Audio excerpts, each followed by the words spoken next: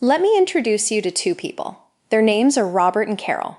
Robert is 65. Carol is 60. They've worked their entire careers, saved diligently, and now they are ready to retire. They sit down with their financial plan and agree on a baseline spending number, $75,000 a year. That's what they need to live on. But the moment they retire, they realize things are actually a little bit more complicated than originally planned. Because that $75,000 income, that was their targeted baseline spending. But remember, Carol is retiring at the age of 60. So she's not yet eligible for Medicare. She won't be eligible for 5 years. So this throws a small wrench in the plans. So right out of the gate, right before we even start modeling their retirement, we have an extra cost that we can't ignore. That's the healthy care gap. And we're going to assume that she can get insurance through the ACA marketplace. And for Carol, let's say that this is going to run about $8,000 a year until she turns 65. So their year one targeted income isn't really $75,000. It's actually closer to $83,000. And now let's talk about traditional retirement plan modeling. What it tends to do is pick a number and then draw a straight line, a flat, straight, perfectly horizontal line. A targeted spending, say $75,000 a year. Year 1, year 5, year 15, year 25, year 30. Same number, same line every single year. Hey guys, what's up? I'm Erin and welcome back to the channel. That's a real problem because that is a fantasy. Real retirement spending doesn't look anything like that. It tends to be lumpy and episodic and uneven over time. It changes from year to year. And if you're planning your retirement around a flat line, you're likely planning for a life that doesn't exist. So today, we're going to walk through Robert and Carol's actual retirement year by year and dollar by dollar. And we're going to account for a lot of different types of spending, some that catch retirees by surprise. And we're going to look at what their money actually needs to do. And by the end of this video, hopefully you'll see retirement a little bit differently. Here's the full picture of Robert and Carol's situation. They retire when Robert is 65 and Carol is 60. Their baseline household spending is $75,000 a year.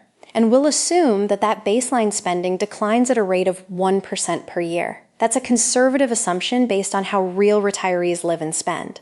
Over time, life just slows down a bit. They may travel less, they drive less, perhaps they dine out less. Life just slows down a bit and becomes a little bit less expensive. But on top of that baseline spending, we're going to have two events that fundamentally reshape their retirement and their spending needs. The first one is Carol's healthy care gap. She's 60 at retirement, which means she has 5 years with no Medicare. We're going to peg her private insurance at an additional $8,000 a year. But here's the thing. This is not a surprise. It's known, and it can be planned for. And importantly, it's temporary. But we still need to model it in because it's an impactful cost. The second event happens 15 years in.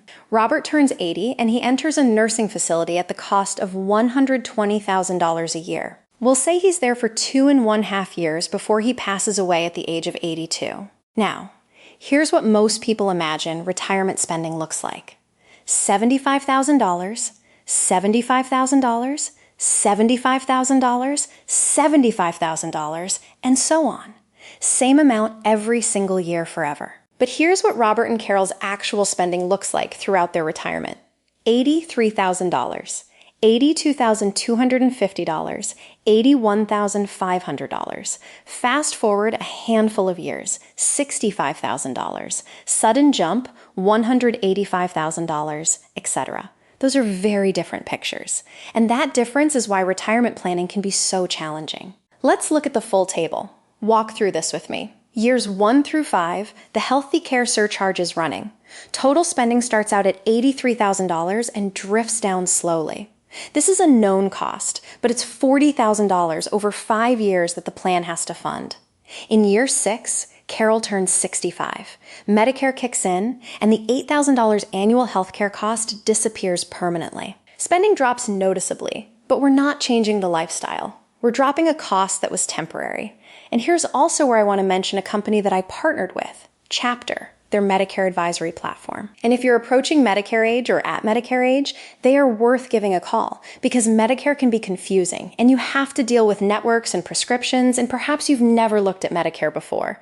The decision you make around Medicare will not only affect your healthcare for the duration of your life, but it will also affect your finances. And that's why I love Chapter. Their advisors will work with you one-on-one to help choose a plan that fits you and your situation on all fronts, from a healthcare standpoint and from a financial standpoint. So, if you're looking for a plan that will check all of your boxes, stay within your budget while allowing you to see your desired doctors, they can help you with that. I have a phone number and an affiliate link down below. And just a note, if you use the affiliate link, I may receive compensation. Years 6 through 15, this is the quiet decade. Spending drifts slowly downward from about $71,000 to about $65,000 a year. There's no major surprises here. This is the phase of retirement where things may be slowing down a bit.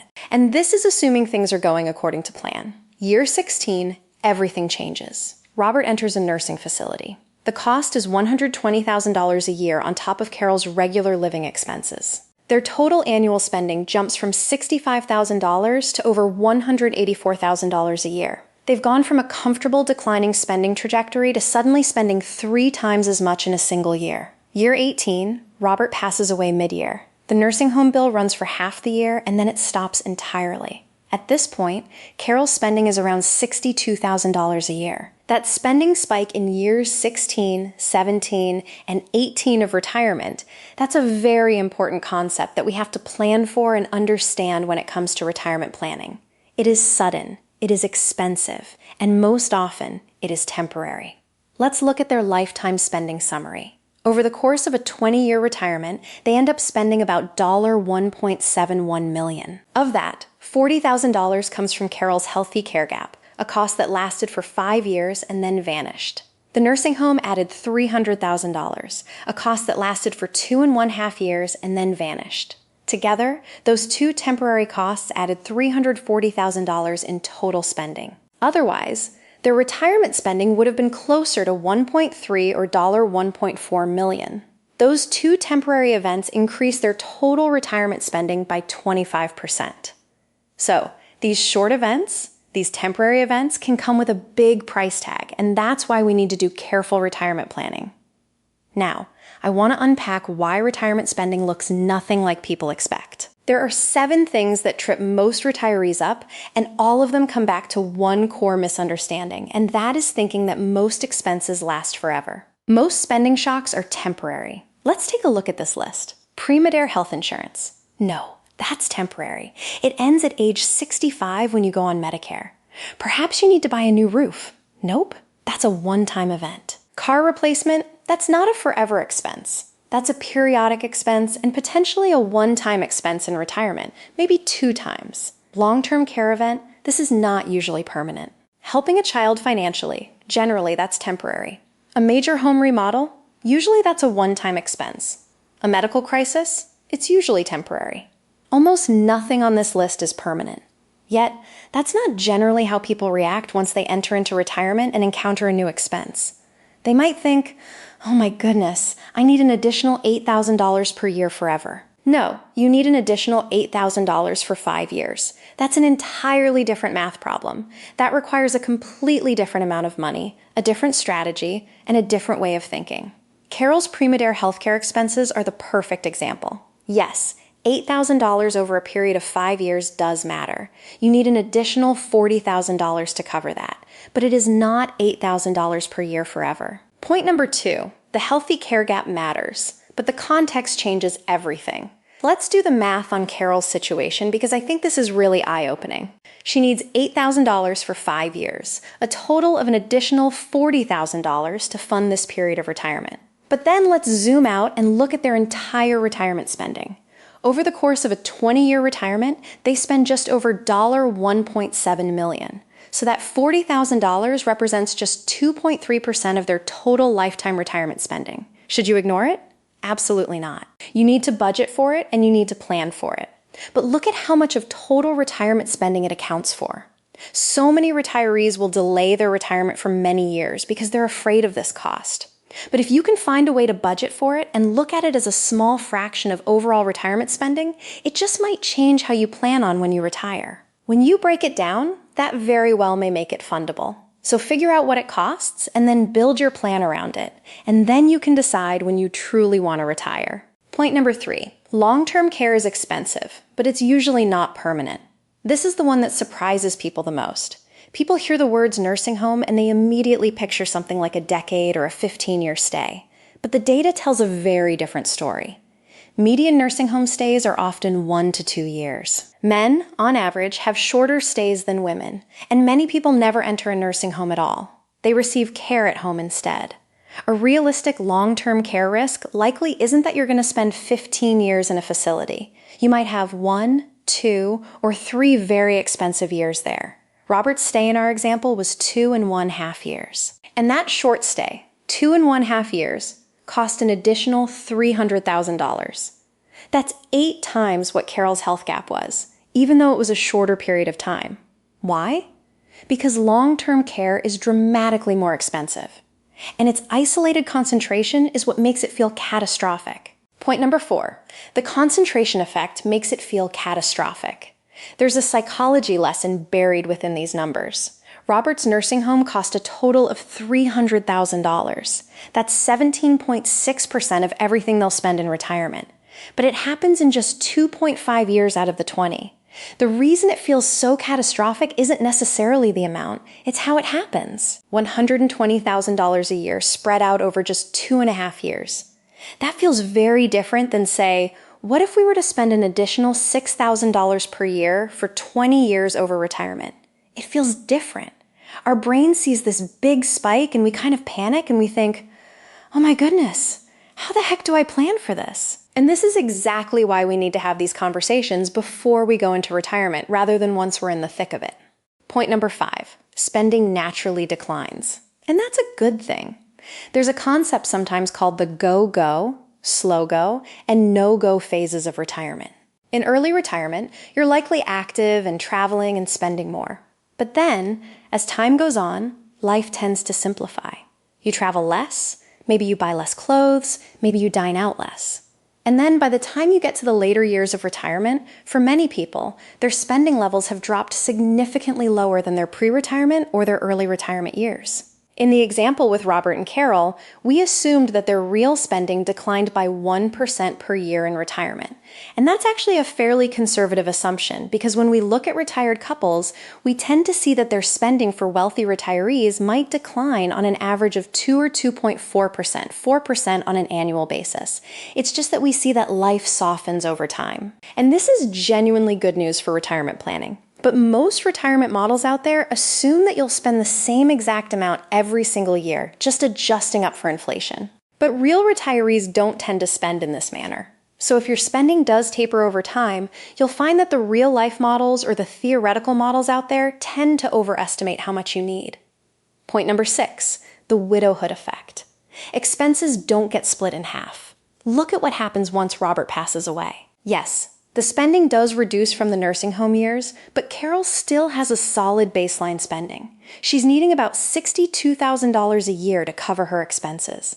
Because once he passes away, once one spouse passes away, your housing costs don't get split in half. Your property taxes don't get split in half. Your utilities don't get split in half. You have a lot of costs that continue. Generally, the research shows that once one spouse passes away, we don't see a decline in spending by 50%.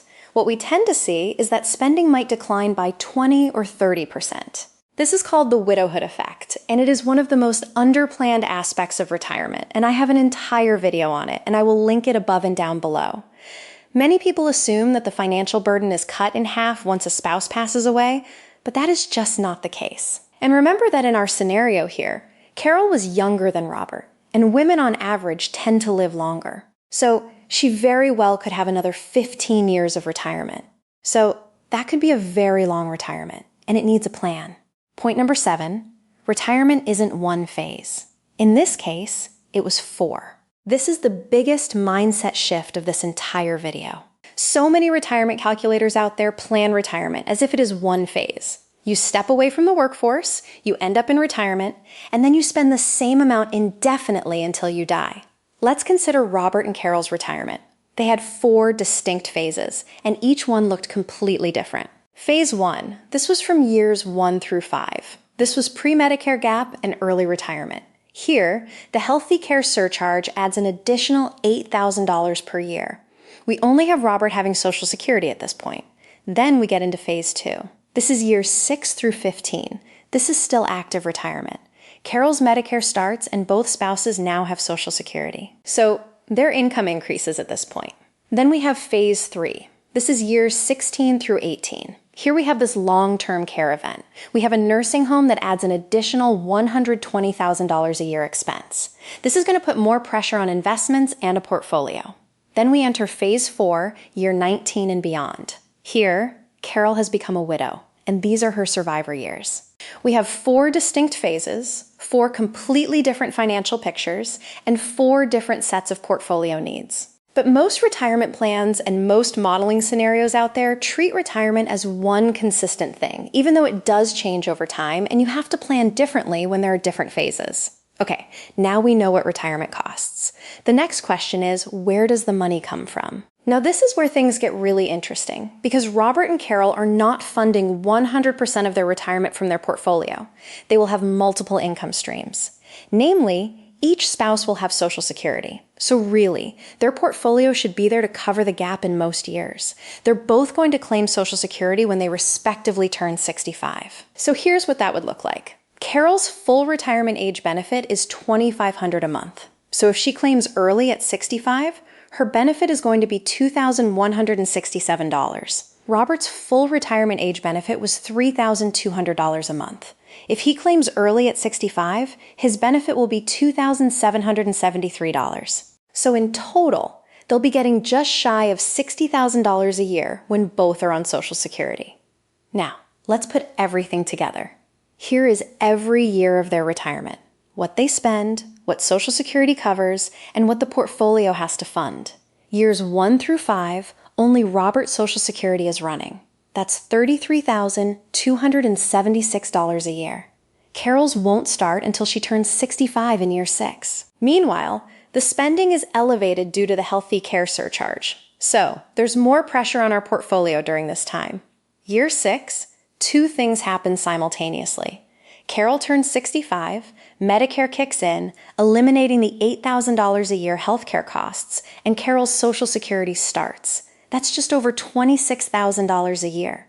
The household income jumps to just about $60,000. The spending drops because we lose that healthcare cost. So, we close the gap on the funding needed from our portfolio.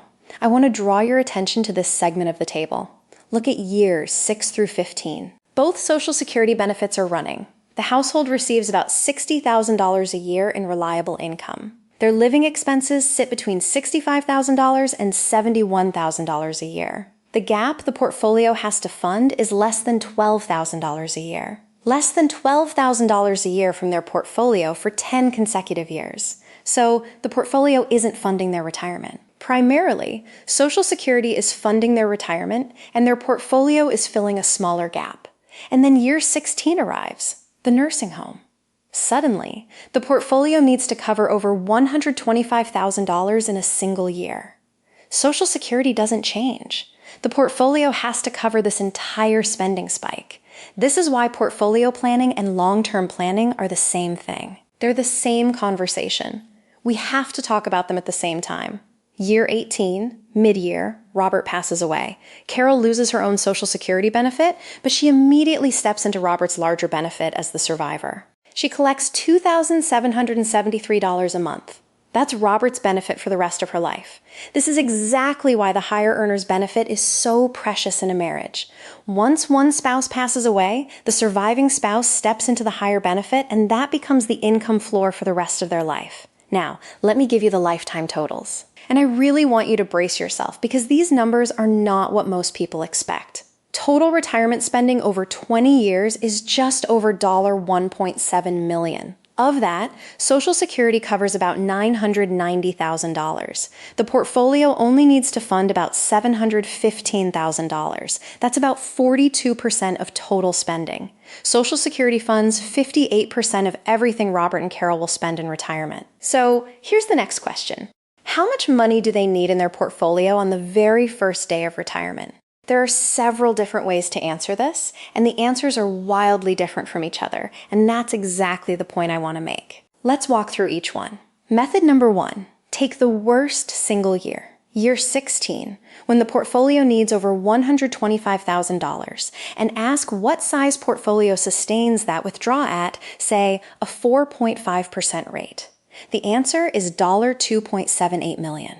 But that answer is completely wrong because our portfolio only needs to sustain this level of spending for 2 years. And sizing your entire portfolio to a temporary spending spike is like buying a warehouse because you need 1 or 2 months of extra storage. It doesn't make sense. Method number 2 is to take the year 1 portfolio need, about $49,000 or so, and divide it by our withdrawal. This would give us $1.1 million. This is more reasonable. But it doesn't account for the fact that there's an extended period of time, a decade or more, where our gap that our portfolio needs to cover collapses to just about $12,000 or less for many years of this retirement. And when this is happening, this should allow our portfolio to stay invested and keep compounding. Method number 3, let's call this the better approach, is to model the actual cash flows. If our portfolio is capable of earning 5% annually, how much money do we need discounted to day 1 of retirement to fund every single year of retirement going forward?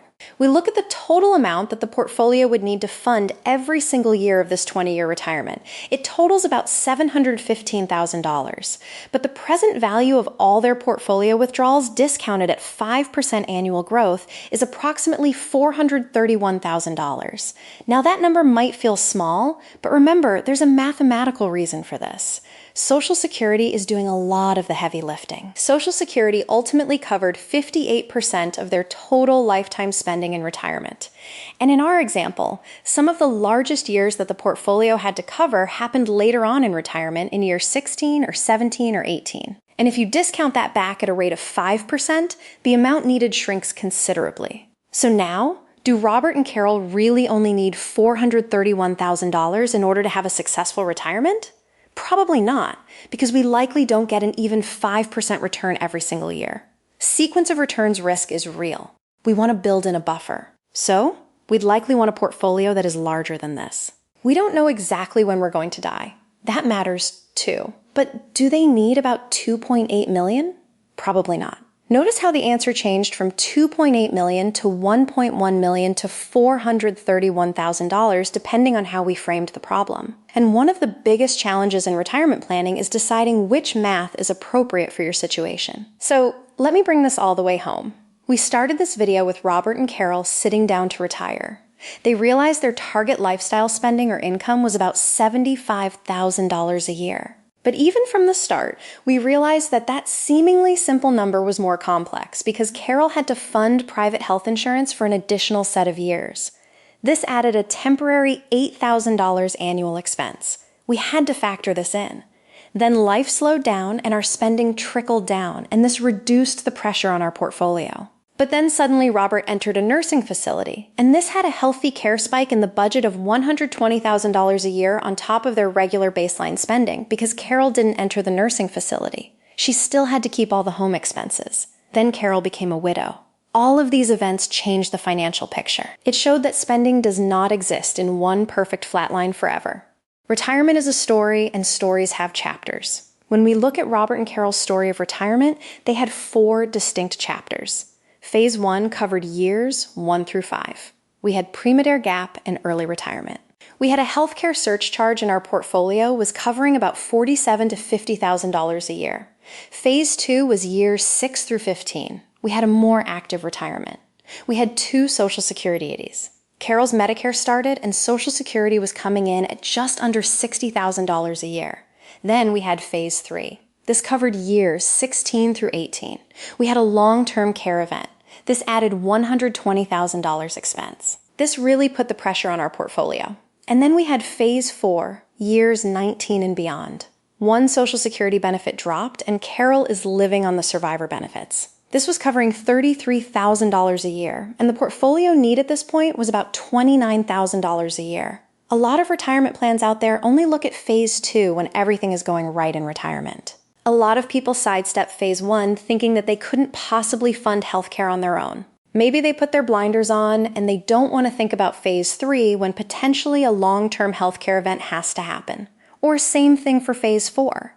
Many people, when they're planning their own retirement, forget to consider the widow's penalty or the widower's penalty. When one spouse passes away, how does that change the household picture? How does that change the financial situation? All phases matter. Many of these phases are likely coming, whether you plan for them or not. So here's the question I want you to sit with. When you think about your own retirement, or when you talk to a financial planner about your future, are you planning for all chapters or just one? The math changes chapter by chapter. Your income sources change. Your spending needs change. The gap your portfolio needs to cover changes. The household dynamics. It all changes. And the goal is to build a retirement plan that works through all phases. So make sure you're covering all potential phases. What are your thoughts on planning ahead and looking at long-term care or a gap year before Medicare kicks in or a few years? And what about the widow phase of retirement? I'd love to hear. Leave your thoughts down below. I post new videos every single week. If you got anything at all out of this one, please give it a like. If you're new here, please consider subscribing. Or if you know of someone who might get something out of this type of content, please consider sharing. I'll see you soon. Bye. Actually, spending. I don't even know what I'm saying. I just throw random words in. Spending didn't belong in that sentence. Just borrowed like the K in knife means nothing.